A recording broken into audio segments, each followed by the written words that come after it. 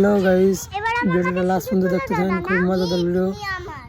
Video ভালো লাগলে like comment subscribe করে দিবেন। লাইক কমেন্ট সাবস্ক্রাইব করতে ভুলবেন না। ভিডিওটা এখন দেখি। এটা পুতুল খেলা। এই নমিতা, হ্যাঁ মালকিন, এই তুই তোর ছেলেকে নিয়ে এক্ষুনি এই বাড়ি থেকে বেরিয়ে যা। এই তুই কি আমাকে একটু শান্তিতে বাঁচতে দিবি না? চল। আমি মিকি ছেড়ে যাব না মা। যাবো না, মামার বাড়ির আবদার। বেরো, কোনোদিনও এই বাড়িতে আসবি না। দানা, তুমি এখন এই পুতুলটা নিয়ে যাও, আমি বড় হয়ে গেলে তখন তুমি আমাকে এসে নিয়ে যাবে, ঠিক আছে মিহি?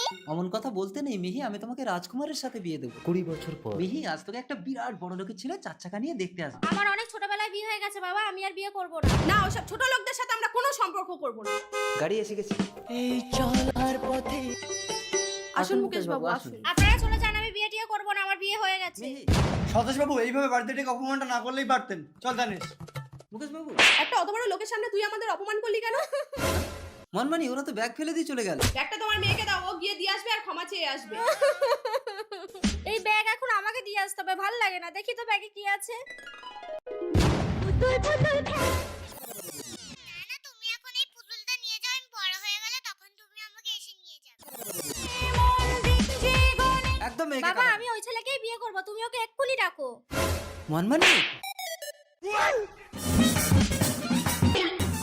বিবাহ সম্পন্ন হয়েছে, ওঠা কন্যা বিদায় করেছো।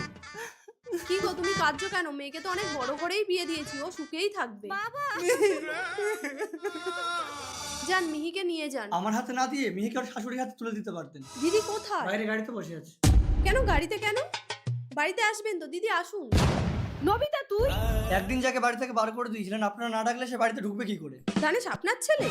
দানেশ মানে দানা, ও আমার গাড়ির ড্রাইভার, আর উনি হলেন আমার বাড়ির পরিচারিকা। একটা পরিচারিকার ছেলের সাথে আমার মেয়ের বিয়ে দেবো না। দাঁড়াও মনমানি, মিহি আমার একমাত্র মেয়ে, তাই আজ থেকে আমার সমস্ত সম্পত্তির মালিক হবে আমার জামাই। এ বিয়ে আমি মানি না। আমি মিহি। আমি দানা। মিহি না।